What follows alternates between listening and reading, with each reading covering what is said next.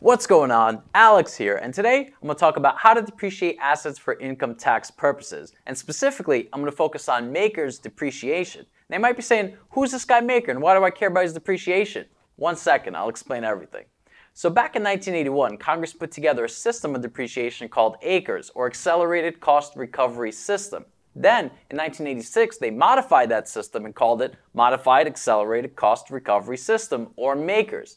So if you're purchasing and placing into service assets in tax years 2019 or 2020, there's a good chance that you're required to use MACRS Depreciation, and that's why it's important to understand it. So in this video, we're going to see what MACRS Depreciation is all about. Now, as always, depreciation can get very complicated very quickly, so definitely consult with a qualified tax professional before acting on any of the information presented in this video. So before we dive in, I want to touch on 4 important things to keep in mind.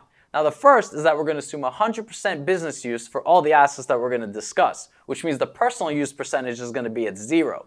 The reason being is that if there's any personal use, that may affect the amount of depreciation that's calculated in a particular tax year, and that's more complex than I'm looking to get in this video. Now, secondly, we're not going to be discussing vehicles, because vehicles have a whole set of depreciation limitations in and of themselves that are applicable, and that could be a topic of a whole separate video. Now, thirdly, we're not going to be discussing alternative minimum tax implications of depreciation because for AMT or alternative minimum tax purposes, a lot of these rules that we're going to touch on go right out the window. There's a whole separate set of rules that are applicable in that case, so we're not going to get into that. And fourth, millions of trees are planted every year by squirrels who forgot where they buried their nuts. Now, that has nothing to do with depreciation. It's just a fun fact. So with all that out of the way, let's dive in. Now, if you didn't have such awesome YouTube channels such as this one to take you through all this stuff, you'd be essentially faced with this behemoth, Publication 946. Now, the IRS put this out to make depreciation easier, but as you can see here, this thing is 110 pages of depreciation nonsense, okay? So I'm going to try to boil this down, simplify it, and hone in on some key areas that are exceptionally useful within this document to help you along in your depreciation adventures. So specifically, I have this example that I put together, and we're going to jump around Publication 946 a little bit to see where all of the applicable information is available and where you could find it when you need to. So when we're taking a look at an asset that we're placing into service, there's a few key things that we have to consider. All right. So one of them is the cost basis of, in this case, we're going to talk about equipment. All right. And the cost basis tends to be the actual cost of the item and also any other acquisition costs that go into it. So if there was, let's say, shipping and handling, you would include that in the cost of the asset they use for depreciation purposes. So let's say, just for argument's sake, it's going to be $1,000. So once you have the cost basis, the next thing you have to consider is the type of asset. And in this case, again, we're going to focus on equipment, and I'm going to touch on why that's important in a little bit. So aside from that, we have what's known as the recovery period, or the number of years which the depreciation is going to be taken over. And we're also going to be taking a look at the depreciation method. Finally, we'll take a look at what conventions are and what that's all about from a depreciation perspective. But these are the important factors to keep in mind when you're starting to calculate your depreciation for any new assets. So once we got the cost basis of the asset figured out, the next step is to look at the asset type.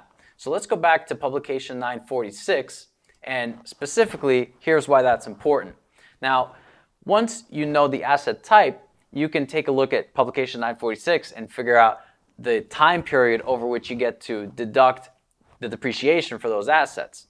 So let's take a look and see if our equipment, let's say it's a camera for a photographer, which category falls into. So we see 3-year property as tractor units for over-the-road use, any racehorse, any other horse, qualified rent-to-own property. So none of those seem to be applicable, so let's keep going. In 5-year property category, we have automobiles, taxis, buses, trucks. Not really. Any qualified technological equipment, that's a maybe, right? Cameras for a photographer. I would say that would qualify. Now we have office machinery such as typewriters, calculators, and copiers, any property used in research and experimentation, and so forth. So I would say that our camera qualifies as any qualified technological equipment, so let's go with that. And the reason it's important is because now we know that we're talking about 5 years as the life of the asset that we're going to use for depreciation purposes. So we're looking at 5-year property. Let's take a look at the other property classes just for a second. So when it comes to 5-year property, typically I see that being applicable for appliances, carpet, furniture, and things of that nature used in the residential rental property, and pretty much any other office machinery such as typewriters, calculators, anything used in the office for the most part would fall into that 5-year category. For 7-year property, I most often see it for office furniture and fixtures, okay? That's probably the most predominant category that I've seen applicable to the 7-year time period for MACRS depreciation. So 10-year property, don't really see all that often. 15-year property, certainly the most applicable aspect I've seen is the certain improvements made directly to land or added to it, such as shrubbery, fences, roads, sidewalks, bridges, things of that nature. That's depreciated over 15 years, all right? So aside from that, the two other popular categories that I see for MACRS depreciation are for residential rental property, and specifically this has to do with the building itself. So if you buy a condo or if you buy a building and you plan to rent it out for residential rental purposes, then you would depreciate that building under 27.5 years under MACRS, okay? And for non-residential real property, that would mean your commercial rental property, that's depreciated over 39 years. So those are the most common categories that I've seen, being the 5-year property, 7-year property, 15-year, 27.5-year, and 39-year, depending on the nature of the asset. So under MACRS depreciation, those would be the time periods that are generally applicable. Now, that doesn't mean that other time periods can't be applicable, but those are the ones I see most often. So now we've got that figured out. It's 5 years because it's equipment, it's technological equipment, and that's the category that it falls into. Now, in terms of depreciation method, let's take a look at this because I have 200 dB. What does that mean? All right, so if we look at methods, we can see that on page 34 here, it says using the MACRS percentage tables. Now here, we look at this cryptic thing and we see that it says GDS using 200% dB. Now let's not get crazy about what GDS means. It's not really important in this case. But you can see that it says non-farm 3, 5, 7, and 10-year property. All right, and it says here that the benefits are that it provides a greater deduction during the earlier recovery years, and it changes to straight line when that method provides an equal or greater deduction. We're going to take a look at that. But that's what you basically need to focus on if we're talking about equipment for depreciation purposes, is that we're using 200% dB or 200% of the straight line depreciation. Okay, let's get this figured out. We're talking a lot of technical stuff now. So straight line depreciation basically means you take the class life of a particular asset, so let's say it's 5 years, and you take depreciation evenly over those 5 years. So if the cost basis is $1,000, then over 5 years, that's $200 per year. Okay? So what 200% dB means is it's a 200% declining balance, is that in particular years, it's going to double that straight line rate. So it's essentially going to be 40% in that first year before we apply the conventions and so forth. But that's where that's coming from. The 200% says that we're doubling the straight line rate. It's 200% of the straight line rate, and the dB just stands for declining balance. Now we're going to see how exactly that plays out in the example that I'm going to show you in the Excel spreadsheet, but that's where that's coming from. Just stay with me for now, and then we'll circle back and we'll review all this and make it a lot clearer. So now we're looking at the 200% dB. That gives us the rate that we're going to calculate the depreciation at as compared to straight line in this case. Finally, we get to the convention.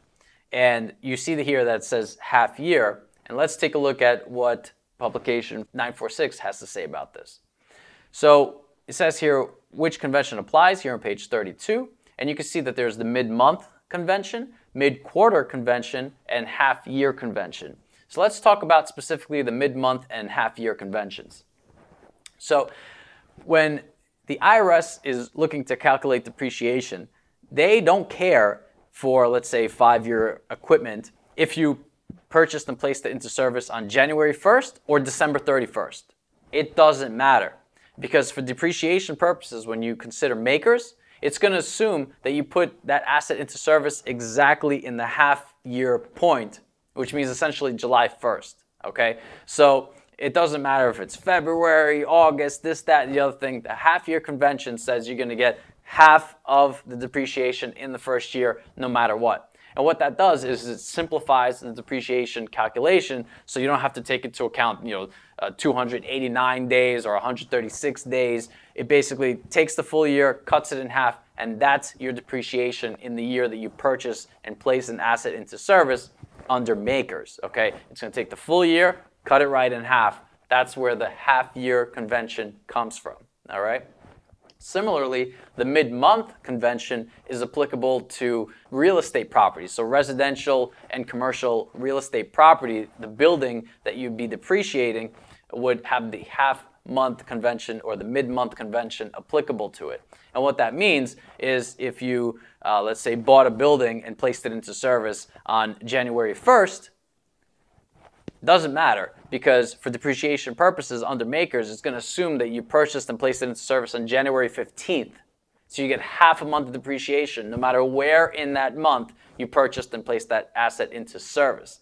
Similarly, if it's in August and you purchased and placed into service a building on August 31st, for MACRS depreciation purposes, it's going to use the mid-month convention and assume that you purchased and placed that asset into service on August 15th. So you're essentially getting some free depreciation, if you will, if you want to look at it that way, but it still gets reconciled on the back end, so it's not really the case. But that's how the mid-month convention comes into play. So the one sort of outlier there is the mid-quarter convention. Now the mid-quarter convention kicks in if more than 40% of the personal assets that you placed in service throughout the year, that means non-real estate assets, were placed into service in the last 3 months of the year.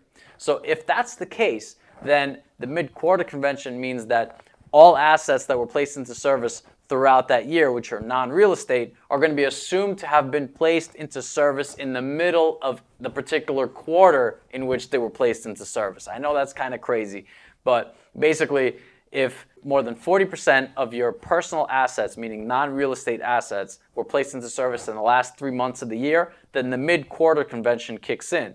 So let's say if you have assets placed into service in the first quarter, all of those assets are assumed to be placed in service in the middle of the first quarter. So 1.5 months of depreciation is what you get. And same thing throughout the other quarters of the year. So it's a little bit quirky in that you have to essentially trigger the mid-quarter convention. It doesn't happen automatically, and that's how it differs from the mid-month convention and the half-year convention.